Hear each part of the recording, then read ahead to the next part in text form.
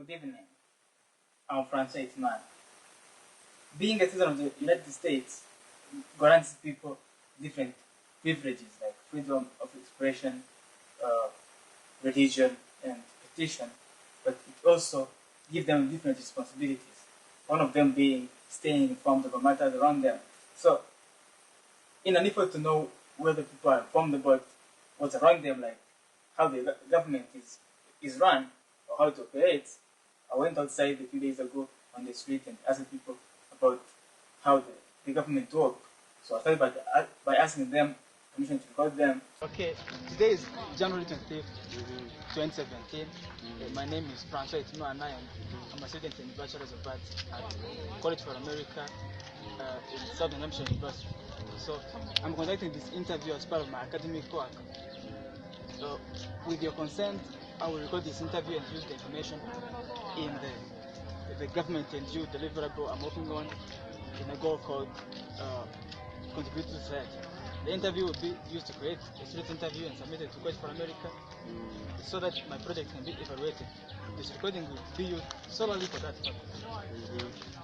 The interview information will be temporarily stored in College for America online evaluation system to which only evaluator and College for America staff will have access to. Do you have any questions? Question so that you can ask me for your academic work. Okay. Do you give your consent to be interviewed and recorded? It's fine. So this Okay, read this statement. I, Gustav, give my formal consent to participate in this interview to be recorded and used as part of the student academic work. Conscious, I, Daniel Ntaukwidiayo, I give my informed consent to participate in this interview to be recorded and used as a part of students' academic work. I, Pacifique Uwimana, give my informed consent to participate in this interview to be recorded and used as part of a student's academic work. And my first question was, what are three branches of the government? We have three branches of government. We have judicial branch, legislative branch, and executive branch. Judiciary branch, executive branch, and the legislative branch. Am I right? Right, you're very right. Legislative, executive, and You don't seem to remember that. Yeah. It's hard to remember all of them for most people, but at least now there are three: legislative, executive, and judiciary. So, about what these branches do, this is what my interview is for. I think for executive branch is in charge of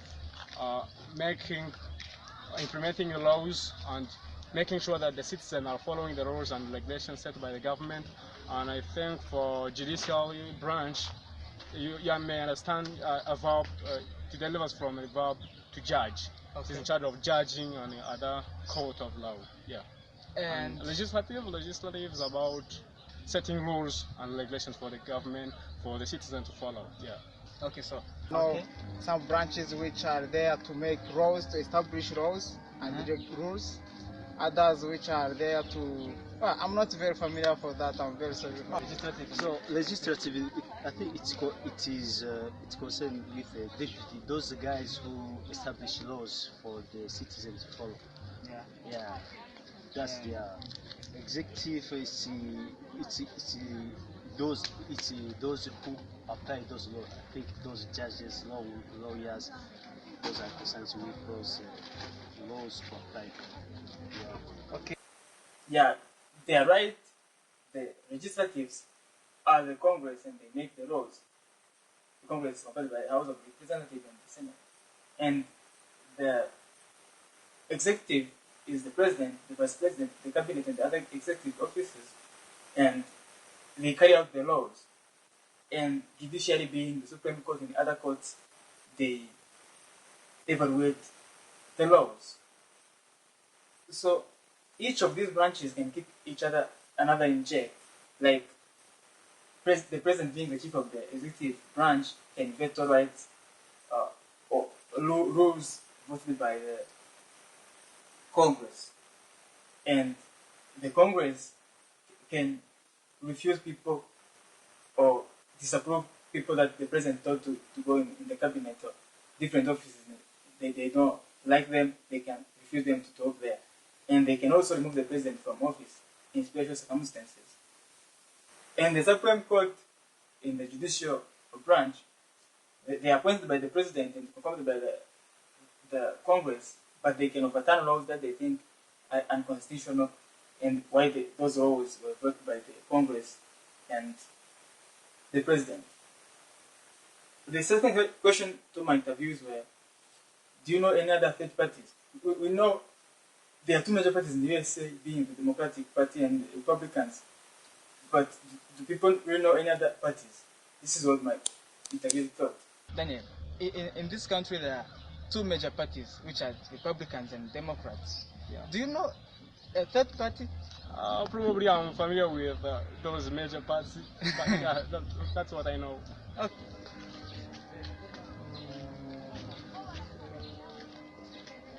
No, it's okay. I heard it's something like Liberal Party, something like that. See, nobody really knows any other party. They just know the Democrats and the Republicans. And somebody in Anifo said if the Italian maybe he said liberal, so they don't know any other parties.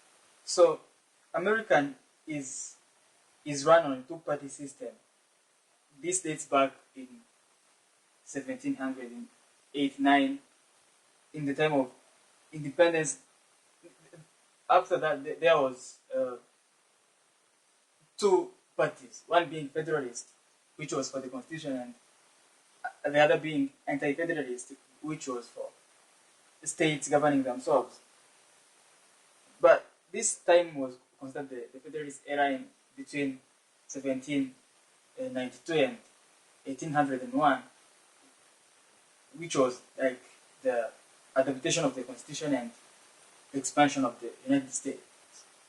This era ended in 1801 by the death of President John Adams and Secretary Hamilton, who were the most influential Federalists, and they rose to power President Jefferson, who was an anti-federalist, so Democratic Republican Party. This party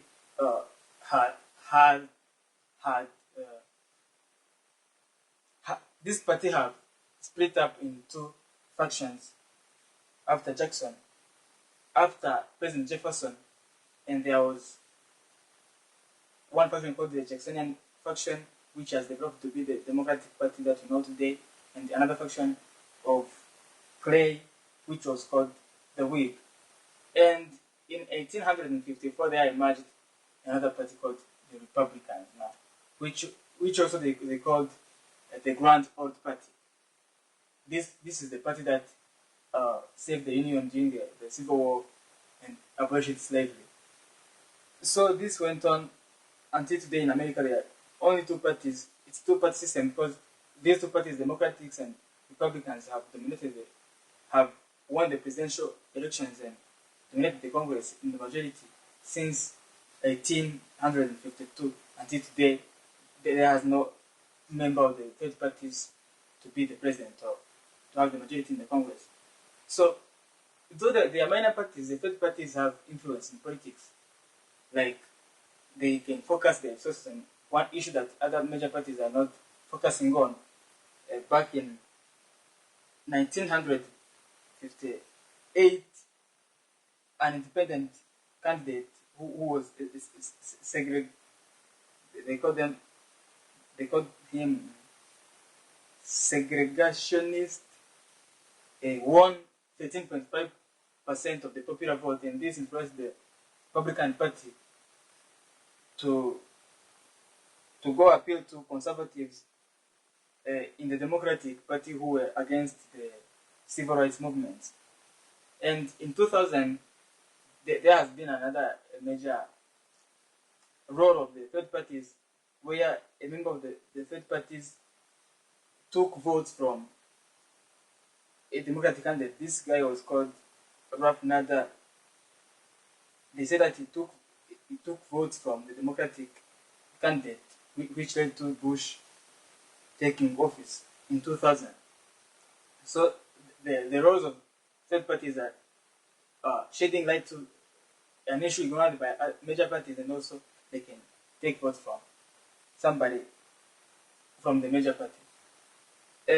Another question I had to ask people is about how a bill becomes a law. This is what my interviews thought. I'm sorry, I don't have much information about that. I only know dollar bill. Those rules. How does the bill become a law? Bill become a law. I'm not very familiar with that. No, the process. Yeah. I don't know. Maybe they have to ask for the Senate, those who establish laws, and vote for it. That's what I think. A bill can be thought by anybody, but a bill can only be introduced to the Congress by a member of the Congress. So,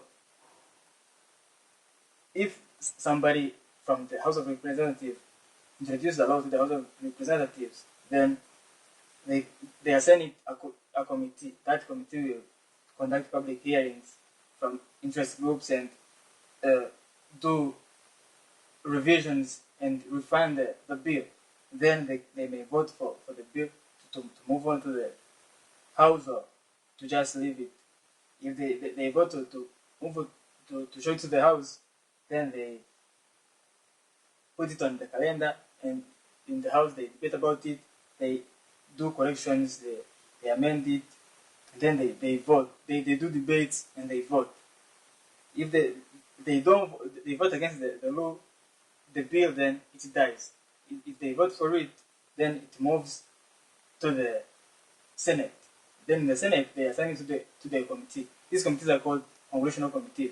So if they assign it to a committee, the committee also do different meetings, public hearings, markups, and they refine the bill, and then report it to the Senate as a whole. Then they debate on it, they vote. If they vote for it, it moves on. If they don't vote for it, then it dies. If they do vote for it, we have seen that in the Congress, there is a congressional committee that works on the bill to refine it and add different revisions. Also in the Senate, there is a committee that works on it and do some revision on it and amend it.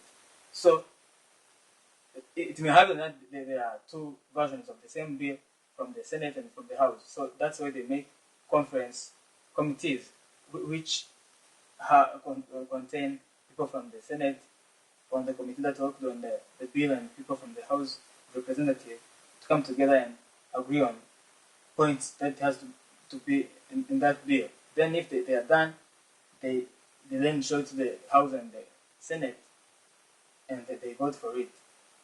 If they vote for it, then it moves on. If they don't vote for it, it dies there.